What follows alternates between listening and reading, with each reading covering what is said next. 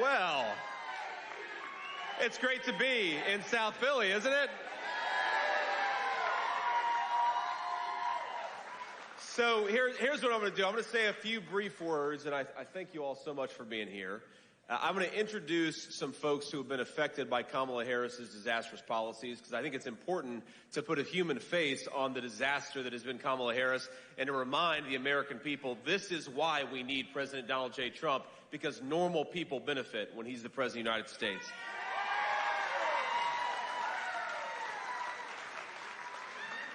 But first, let me say just a few words, and then we'll take some questions from reporters. But let me just start out by saying that Kamala Harris has been such a disaster as vice president of this country that everywhere she goes, chaos and uncertainty follow. We have got a war in Europe. We have got a war in the Middle East that threatens to spiral out of control. We've got chaos in the world financial markets. Everything that Kamala Harris touches has been a disaster, and we have got to kick her out of the United States government, not give her promotion.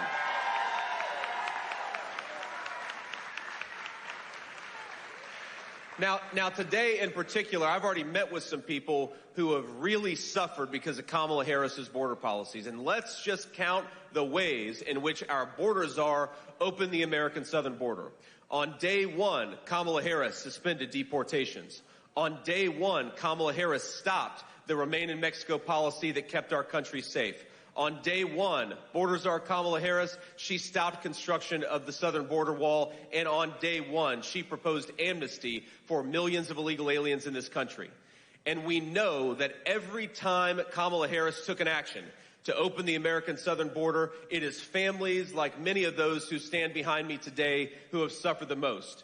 And now, for the past 2 weeks, Kamala Harris has been saying that she wants a promotion. I think we ought to say to Kamala Harris, you're fired, and rehire Donald J. Trump as President of the United States.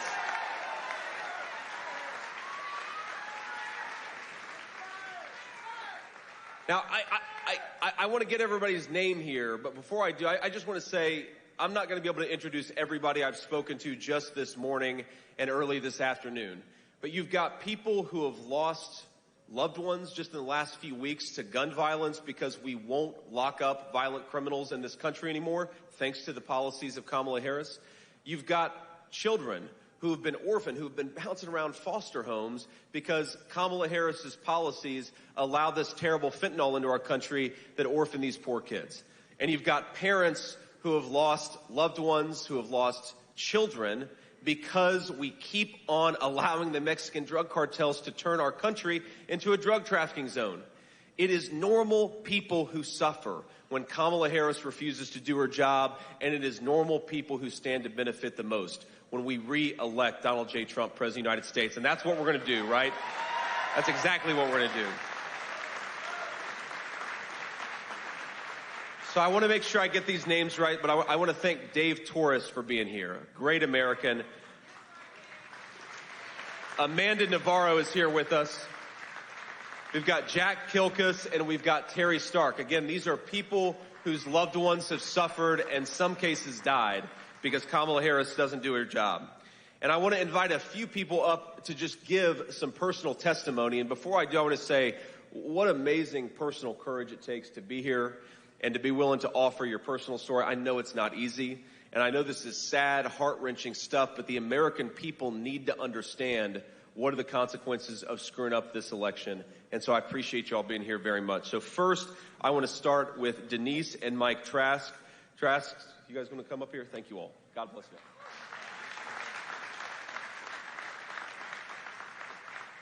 Thank you for having us today.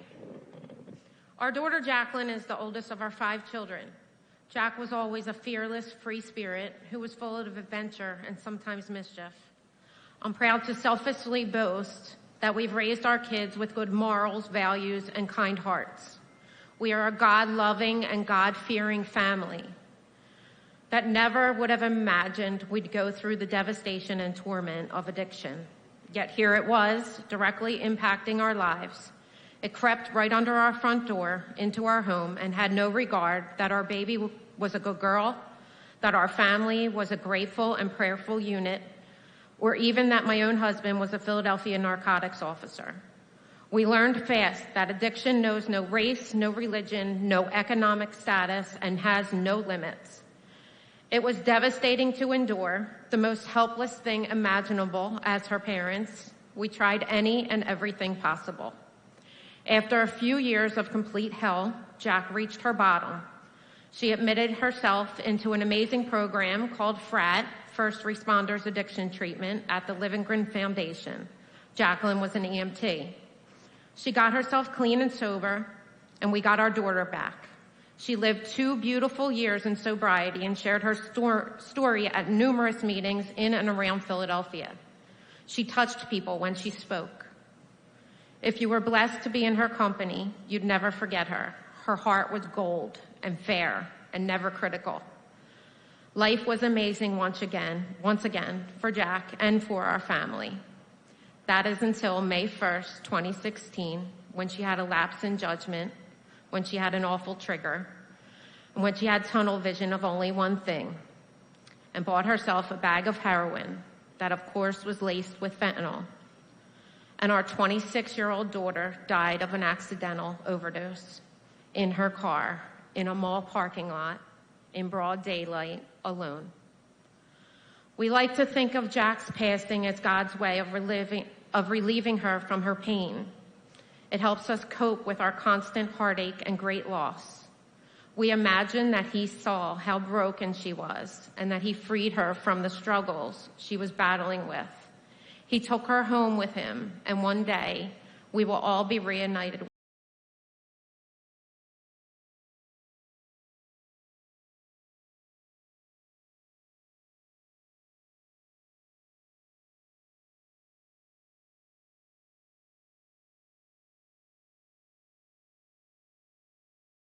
Our cities and our neighborhoods is killing thousands and thousands of people every day. It's tremendously deadly, and we're losing our loved ones at an alarming rate because of its potency and infestation into the illegal drug market. The border travesty that this current administration has neglected, allowed, and even supported is infuriating and, quite frankly, complete lunacy on multiple levels. I pray we get ahead of it. I pray our borders are secured once again. I pray for all those affected by addiction and all of its ugliness. I pray it never touches my other children who work every day as public servants for this city as a police.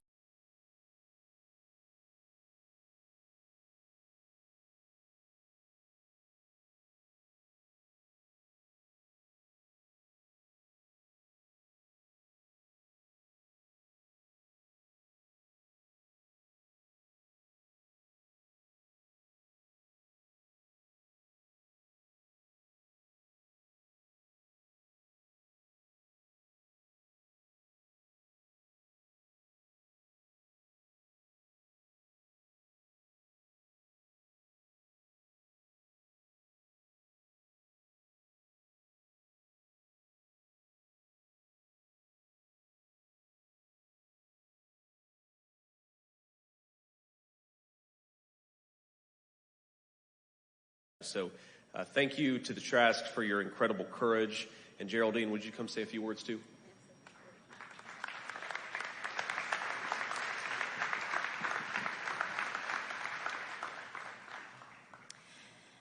I would just like to start by saying thank you in advance for listening with an open heart and not a dismissive ear. As a young melanated woman from Philadelphia, I feel compelled to address the opioid crisis that is affecting our communities in Philadelphia, and a city that I love has been impacted by crime.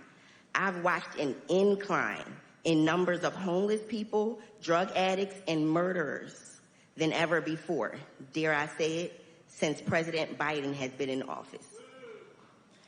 Democrats' soft on crime policies have led to the city I once knew to become unrecognizable. Unfortunately, I've had to deal with witnessing opioid addiction firsthand. For many years now, I have a brother that battles with this addiction. Today, way more than before, it's too easily accessible, which means it doesn't stop in our communities. These are not racially profiled drugs. The rehabilitation centers prove that. This crisis knows no demographic, income, family history. It affects millions nationwide. Democrats claim to have cleaned up the streets in Philadelphia, but it has not worked. The border crisis has led to an influx of drugs coming across the border and impacting families like mine throughout the city. This crisis has gotten even worse under Biden-Harris. Biden and Harris are not doing anything to help us. What would it change under Kamala? What happens when it hits your neighborhoods, your homes? My mother keeps Novocaine in her closet just in case my brother does not awake on his own after taking drugs. You can purchase opioids from just about anywhere besides in-store purchase. And what are Democrats doing about this? Nothing. Democrats have and continue to turn a blind eye, bringing the crime rates all the way up. People are killing to steal it. People are killing to maintain territory, selling it.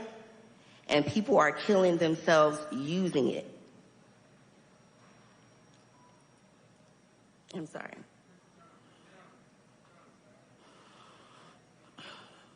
Murders are going unsolved. People continue to die. A lot of us continue to live in fear in our communities. We need leaders who will restore our once beautiful cities and towns. We need leaders who will not make us walk into a drugstore and have to ask an attendant to get an Advil, everyday items out of locked glasses, because the store gets robbed every day. We need President Donald Trump and Senator J.D. Vance to be our next president and vice president, or our beloved Philadelphia will continue to spiral. This has to end, and I am proud to be one of the voices that stand against it.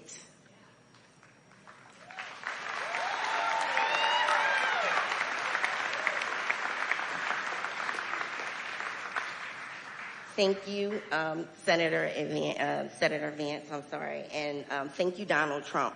Please, I really, really hope we win this, and I really, really have faith in this. Thank you so much.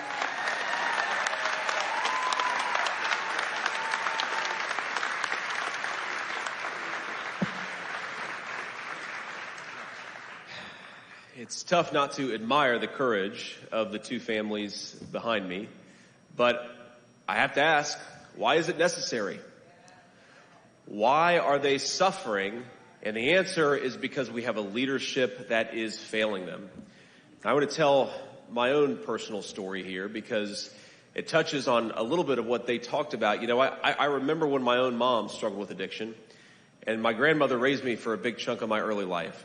And I remember after one particularly bad overdose, sitting beside her bed and being just angry that mom had taken this stuff to begin with, but then just desperately hoping and praying, Jesus, please let her wake up from this. And that's what addiction does to our families. It sort of combines this incredible frustration, but also we still love the people who suffer, and we still want them to get better, even when we're frustrated when they take a wrong turn. But what I got with my mom, who's been clean and sober for nearly 10 years now, thank you.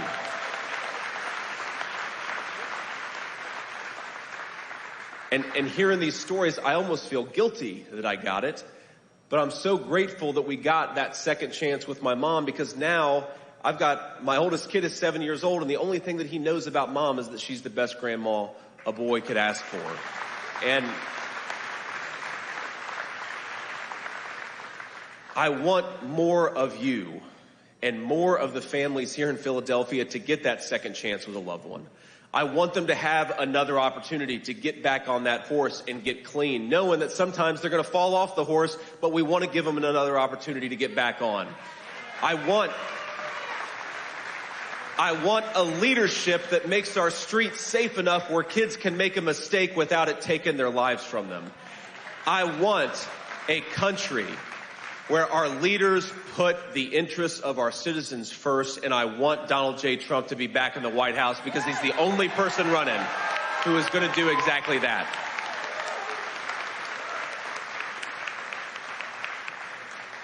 Now, I want to say just two things here before I take some questions from the media. The first is, again, thank you all for being here. Seriously, I cannot tell you how grateful I am. We could do so much better.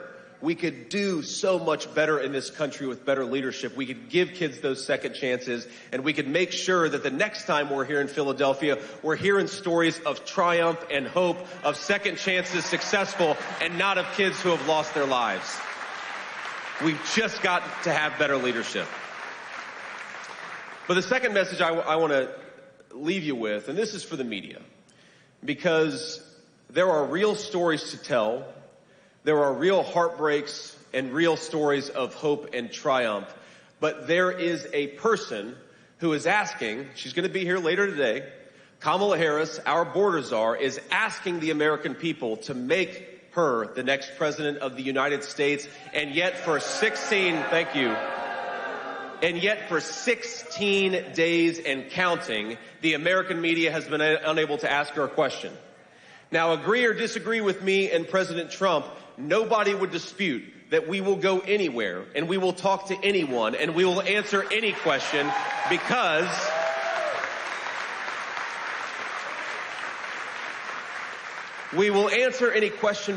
we think we owe it to the American people to try to persuade them instead of running from them, and that's what Kamala Harris has done. She is running a basement campaign where she refuses to go before the free press and actually answer their questions. Well, what kind of an election can you have if your own presidential candidate won't actually answer tough questions? And so I'd ask the American media to show a little bit of shame and to demand that before you give Kamala Harris your endorsement, and that's what the media has done, you at least force her to answer some tough questions and to stand before the American people and persuade them. Thank you.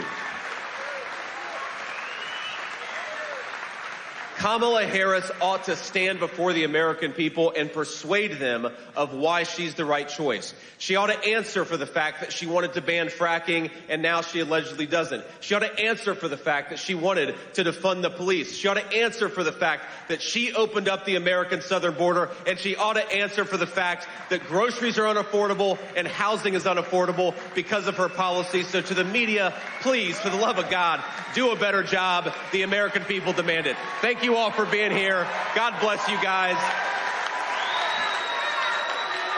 I love you all. And I'm especially grateful to the folks behind me for offering testimony so people can understand what the consequences are of failed leadership. God bless you all, and thank you.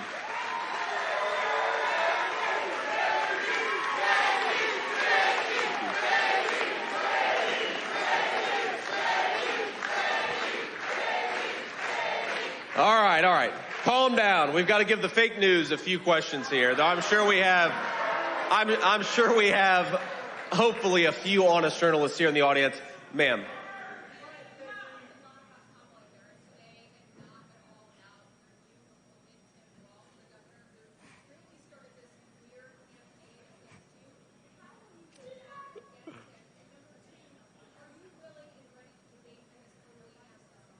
So first of all, the reason I didn't say a whole lot about Tim Walz is because the Democrats have showed a willingness to pull a little switcheroo on us. So I don't even know if we're actually going to get Tim Walz out of this campaign. And I think that a lot of us are asking ourselves, well, it's not going to be official until the Democrats actually nominate him, I guess, at their convention next week. So that's the first reason. The second reason is, look, Tim Walz's record is a joke. He's been one of the most far-left radicals in the entire United States government at any level. But I think that what Tim Walz's selection says is that Kamala Harris has bent the knee to the far left of her party, which is what she always does. Kamala Harris listened to the Hamas wing of the party. She selected Tim Walz, a guy who wants to ship more manufacturing jobs to China, who wants to give illegal aliens driver's license, and who wants to make the fentanyl crisis that we just heard about so much worse because he refuses to do his job and actually make it easier for American citizens and not illegal aliens to live a good life. So I think what it says is that Kamala Harris is running as a San Francisco liberal. She is governed as a San Francisco liberal, and she's chosen a running mate who will be a San Francisco-style liberal. The last thing that I'll say about Tim Walz is, to her credit, Kamala Harris and Tim Walz do make an interesting team, because if we remember the rioting in the summer of 2020, Tim Walz was the guy who let rioters burn down Minneapolis, and then Kamala Harris was the one who bailed the rioters out of jail. So there's an interesting team in that sense. Sir.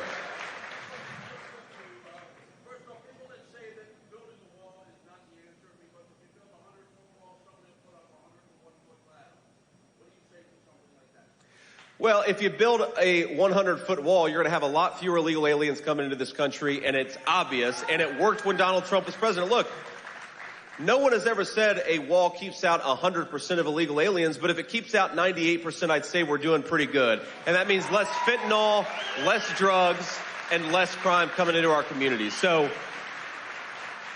I was at the border just a few days ago. It's a lot hotter down there in South Arizona than it is here in Philadelphia. And I remember seeing the slats of border wall just sitting on the ground. And why are they sitting on the ground instead of being constructed? Because Kamala Harris said you're not allowed to construct border wall anymore. That means more fentanyl in South Philly. That means more orphan children. That means more suffering Americans, and we can't let Kamala Harris forget it. Ma'am. To say he was long for the ride after he was chosen as Vice President Harris. Could you repeat the beginning of that? I missed the first one. Earlier today, you said that you called Governor Walz, so clearly at least part of you believes that he could be the vice presidential candidate. Are you saying that you will not debate him, or will you agree to go on the debate stage with Tim Walz? No, I absolutely want to debate Tim Walz, but I want to debate him actually after he's actually officially the nominee.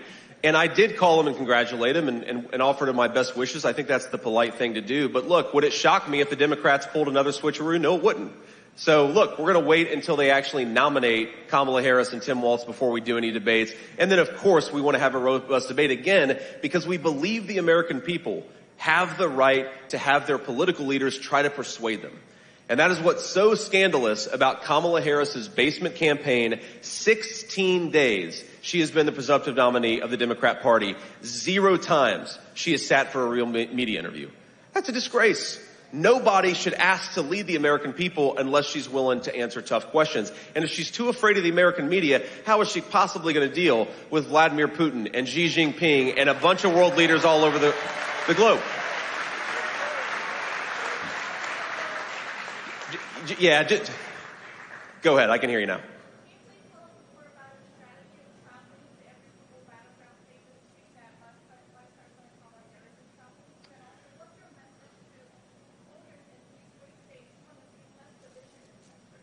Well, my message to voters who want to see less division, look, I want to see less division as well, but division starts at the top. And you saw Donald Trump, who took a bullet 2 weeks ago and called for national calm and unity. That is the kind of unifying message that we need in this country.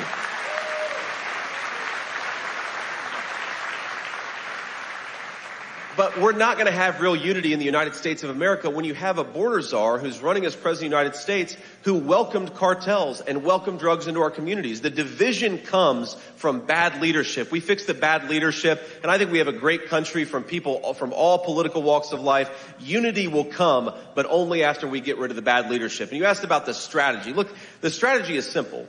We know that there are 6 or 7 states that are going to decide this election. We think that it is shameful that Kamala Harris is running from tough questions from the media. So I'm going to go to every single battleground state that I can. I'm going to answer tough questions. I'm going to talk to people because that is the minimum that you should do if you want to be the president or vice president of the United States of America. In the red, ma'am. And then behind you in the white shirt. Yeah.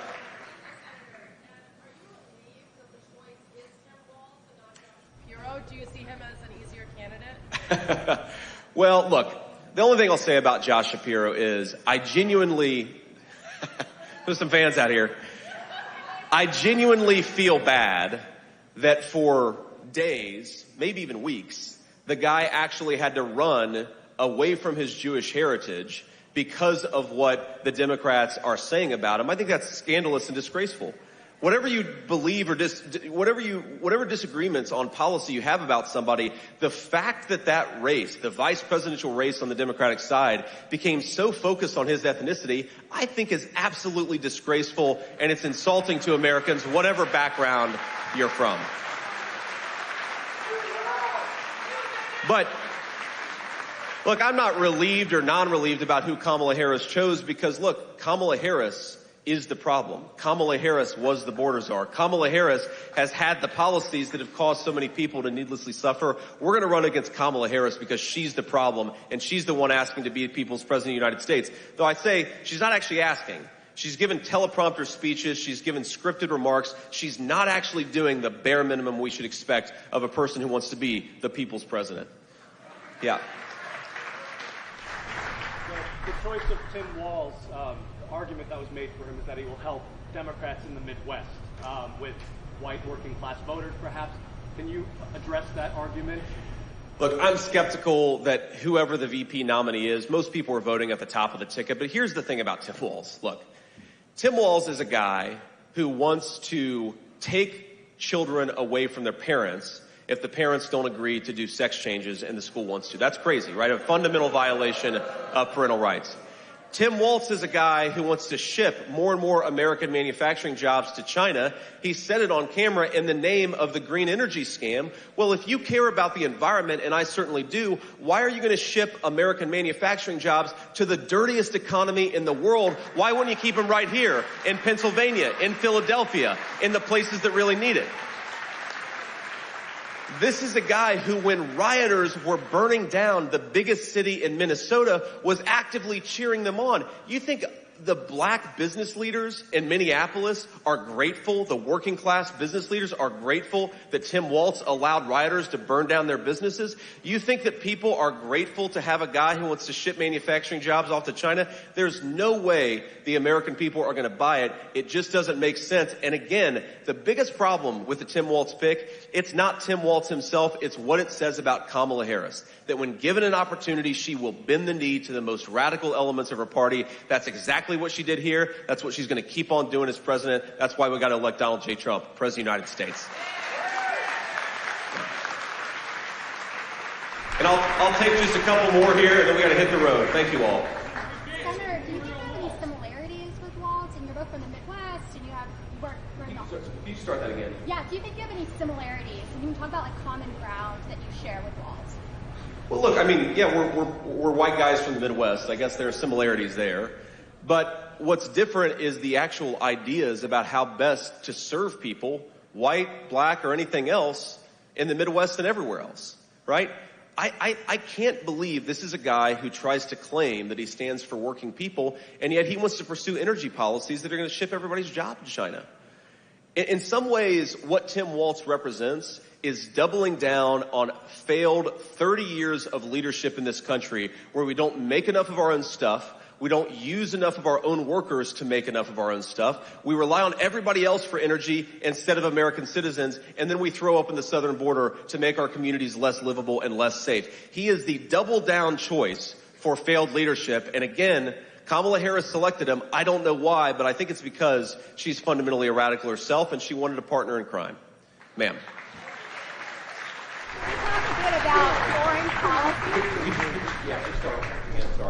Let's talk a little bit about foreign policy. Could you tell me how you handle the two largest conflicts in the world today, that being in Ukraine and also in Israel?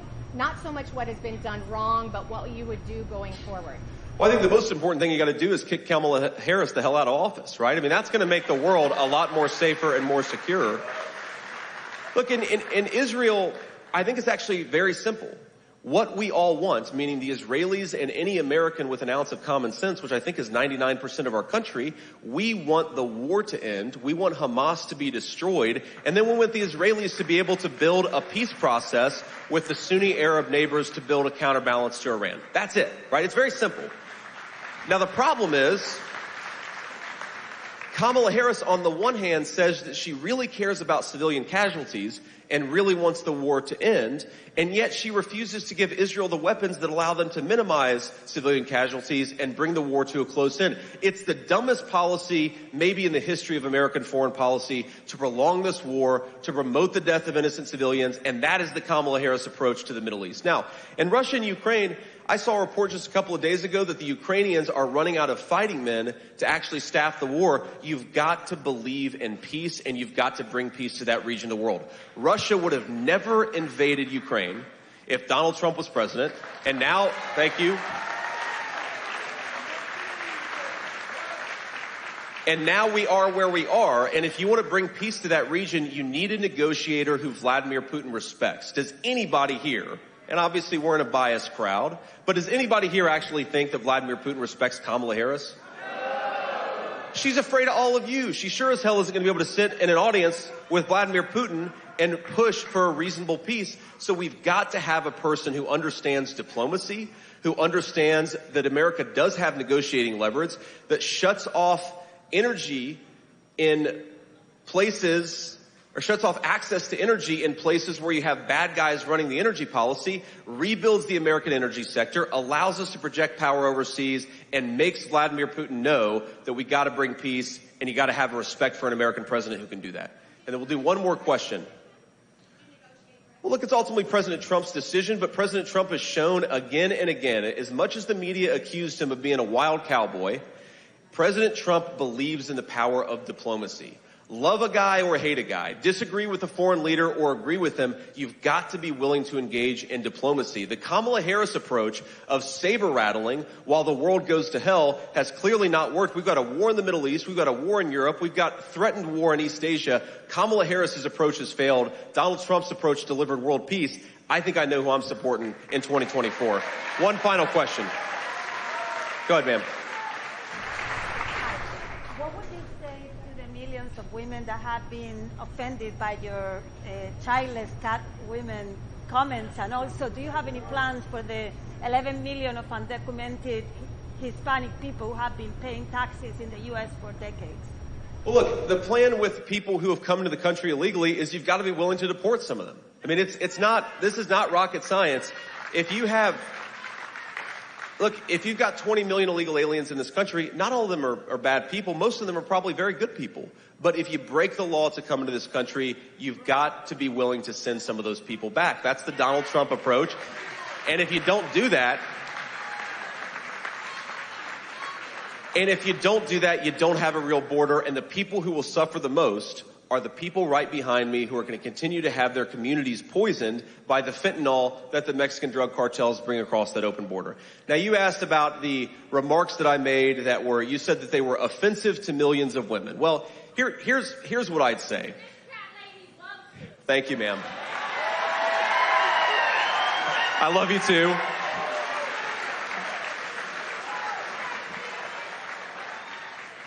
What I said is very simple. I think American families are good and government policy should be more pro-family. Now, if the media wants to get offended about a sarcastic remark I made before I even ran for the United States Senate, then the media is entitled to get offended. You know what I'm offended by? I'm offended that normal Americans can't afford grocery prices. I'm offended that Kamala Harris opened up the American southern border and allowed fentanyl to come into our communities. And I'm offended that she wants to be the people's president, but she won't even answer tough questions. That's what I'm offended by, and I think that's what most Americans are offended by too.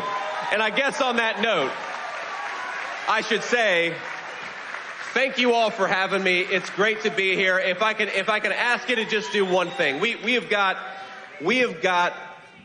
thank you. We have got an incredible amount of momentum. We've got an incredible amount of capacity to win this race, but it's going to require every single one of us doing everything we can. So, our national motto is "In God We Trust." God tells us to hope and not despair. So let's get out there, let's work the phones, let's knock on the doors, let's get everybody out there to vote, and let's re-elect Donald J. Trump, President of the United States. I know I can count on you. God bless you guys. I love you. Thank you.